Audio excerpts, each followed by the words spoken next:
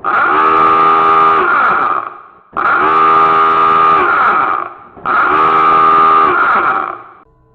gang, I hope y'all ready for another deep dive.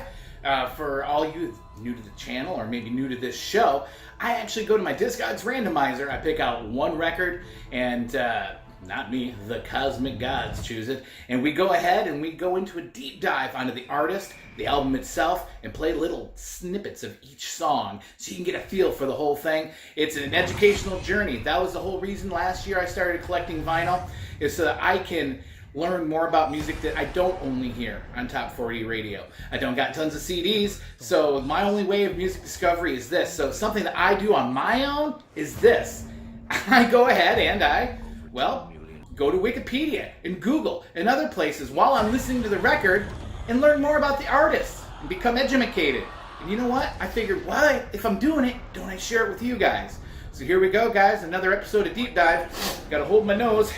Not really good at holding my breath underwater. And let's go down for a dive. Okay, Discogs. Time for a random long play record. What do we got today? Neil Diamond's The Jazz Singer. Original songs from the motion picture. Oh boy. This is going to be a good one, because I know there's tons of Neil Diamond fans out there.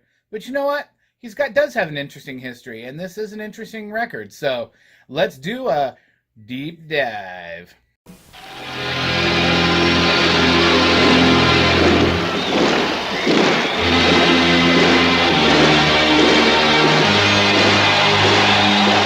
In concert, he has played to sold-out crowds wherever he has appeared. On record, he has sold more than 50 million copies. As a composer, he has written songs recorded by virtually every major star. And now, he brings his unique talents to the motion picture screen. In his first starring role, Neil Diamond is The Jazz Singer. The classic story of a man torn between family. Pop, I have things inside of me. I have to express them. I have my music. I have my life, my feelings. And fame. I just don't want to go through life thinking I could have been. Between what he is expected to do. You can't change what has always been. I love my father. I'll never do anything to hurt him. But I'm going to L.A. With you or without you. I am going to L.A.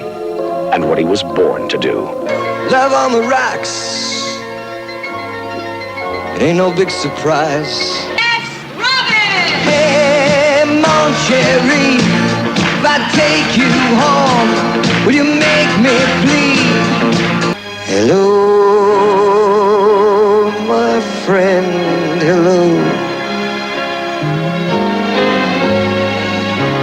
It's good to need you so. The Jazz Singer. It's good to love you like I do. The story of a man born to be a star. This way, when I hear you say, And the woman who wanted to see him make it. hello.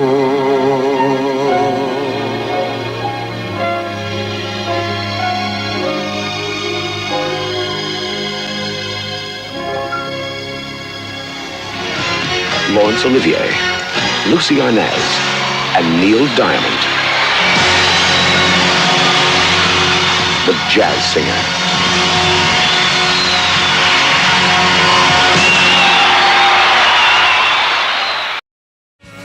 Sweet Caroline. Bam, bam, bam. Good times never seem so good. So good, so good, so good.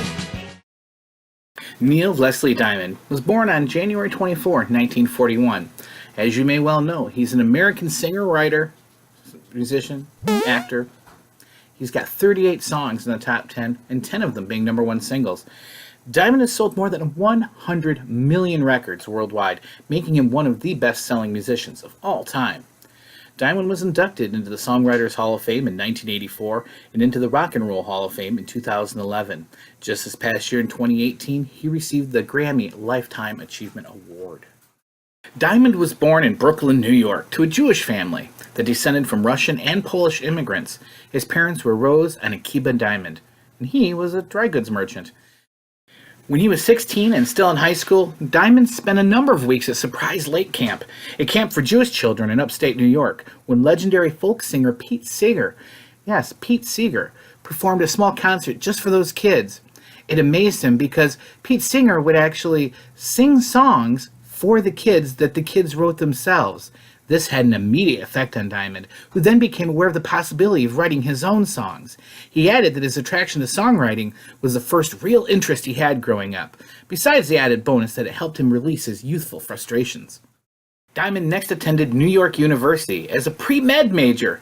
Dr. Diamond. That's what he was looking for, and he was on a fencing scholarship. Fencing? Yes, he was a member of the 1960 NCAA's men's championship fencing team. Often bored in class, he found writing song lyrics to be more his liking. He began cutting classes and taking the train up to Tin Pan Alley, where he tried to get some of his songs heard by local publishers. In his senior year, when he was just 10 units short of graduation, he was right there. Sunbeam Music Publishing offered him a 16-week job writing songs for only $50 a week. Well, that is $400 in U.S. money now. For that, he said, forget it, and he dropped out of college and accepted it. After 16 weeks at Sunbeam Music, and it was up, he wasn't rehired, but he kept on writing on his own. Diamond's first recording contract that he had, he was billed as Neil and Jack. It was kind of an Everly Brothers type duo, comprising with Neil Diamond and a high school friend of his, Jack Packer. They recorded 2 unsuccessful songs together, You're My Love at Last. Fire, now a spell is cast, and you are my love at last. And I'm Afraid. I'm afraid, so afraid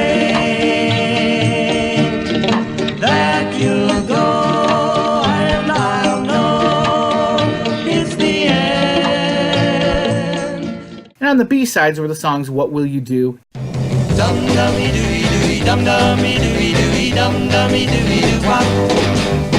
Dum dummy dooey dooey dum dummy dooey dooey dum dummy dooey doo wop. And Till You've Tried Love. A little loving, go down all that fluffing. Try a little kissing, you don't know what you're missing. Till my friend, you tried love. Both were released in 1962. Cashbox and Billboard magazines all gave all 4 songs excellent reviews, but none of them really charted. In 1962, Diamond signed with Columbia Records as a solo performer. In July 1963, Columbia released the single At Night.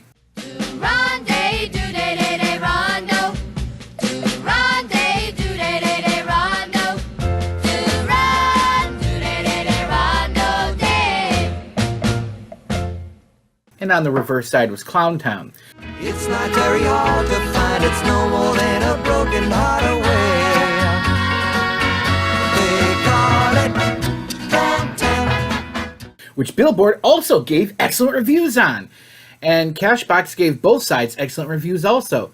But it also still failed to chart. Columbia dropped him from their label. And again, he went back to songwriting and in and out of publishing houses for the next 7 years. He wrote whenever he could, including on buses. He even used an upright piano that was not used above Birdland Club in New York City. One of the causes of his early nomadic life as a songwriter was because of his song's wordiness. He was even quoted as saying, "I spent a lot of time on lyrics, and they was looking for hooks. I don't really understand the nature of that." Dum dummy dooey dooey dum dummy dooey dooey dum dummy dooey doo wop. Well, at that time, that's how the music industry was. During those years, he was able to only sell about 1 song a week, barely enough to survive on. He found himself earning enough to spend only 35 cents a day on food. That's $3 in today's money. For about 70 cents, you can buy a can of soda, regular or diet. For about 70 cents, you can also buy a cup of coffee. For about 70 cents, you can buy a pack of gum, plain or sugarless. Today, so many children Musicians. around the world still need your help. And through Christian Children's Fund, you can reach out to one of them by sharing Well, just a little of your pocket change. It takes so little for you to become a special friend. For 70 cents a day, you can feed Neil Diamond for 2 days. The privacy he had above the Birdland Club, though, on that piano that nobody used, allowed him to focus on writing without any distractions. And as he explained also later on, something new began to happen. I wasn't under the gun, and suddenly interesting songs began to happen. Songs that had things none others did. Among them were 2 songs called Cherry Cherry and Solitary Man. She got the way to move me, Cherry. She got the way to move me. Don't know that I will, but until I can find me. Solitary Man was the first record Neil Diamond ever recorded under his own name that made the charts. It remains one of his personal all-time favorites, and it was about his early years as a songwriter and the frustrations and loneliness he had. Soon afterwards, he started getting success as a songwriter. In November 1965, he wrote the song Sunday and Me, which became a top 20 hit for Jay and the Americans. It was just the start of many, many top smashes that he wrote that were sung by others. Then, very soon afterwards, I'm a Believer, which was performed by the Monkees, and other hits for the Monkees, like A Little Bit of Me, A Little Bit of You, Look Out, Here Comes Tomorrow. Look out, here comes tomorrow, that's when I'll have to choose. And Love to Love. Love to love, you gotta have love to love. Neil Diamond wrote and recorded the songs for himself later on, but the cover versions were released before his own were.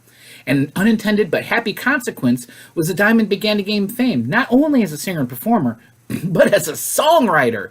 I'm a Believer became a gold record within 2 days. 2 days of its release, and it stayed at the top of the charts for 7 weeks, making it one of the most popular songs of the year in 1966. Well, it kept going from there. Elvis Presley, the king of rock, did a cover of And the Grass Won't Pay Me No Mind. He also did an interpretation of Sweet Caroline. And Mark Lindsay, former lead singer for Paul Revere and the Raiders, he did a cover also. Other notable artists who recorded his early songs were the English hard rock band Deep Purple,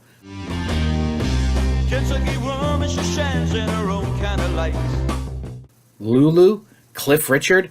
His early concerts saw him as a special guest or opening act for some very major bands at the time, ranging from Herman's Hermits to, on one occasion, The Who.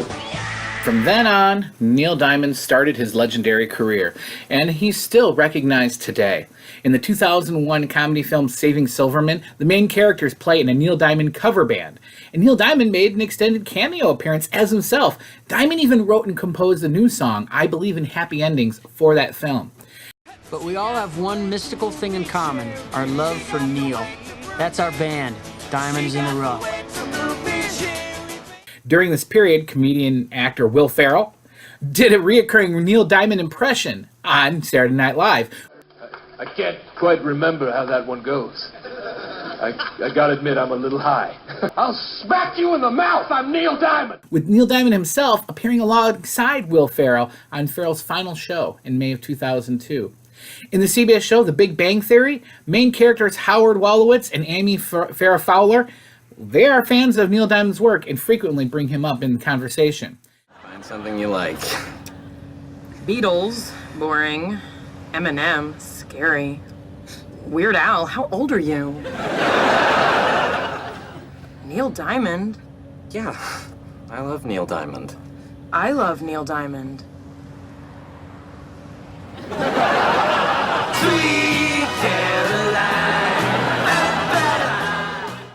See, this is what I was telling you about.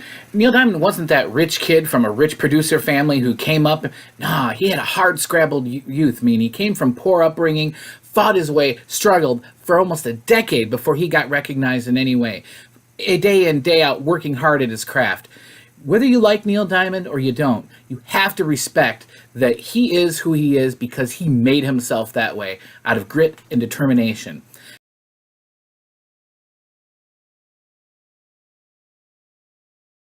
I am going to make this video a little bit shorter than the normal deep dives because the last section, which is the one where I go track by track, first of all, this is a 2 LP set, which means it's going to be a lot of tracks.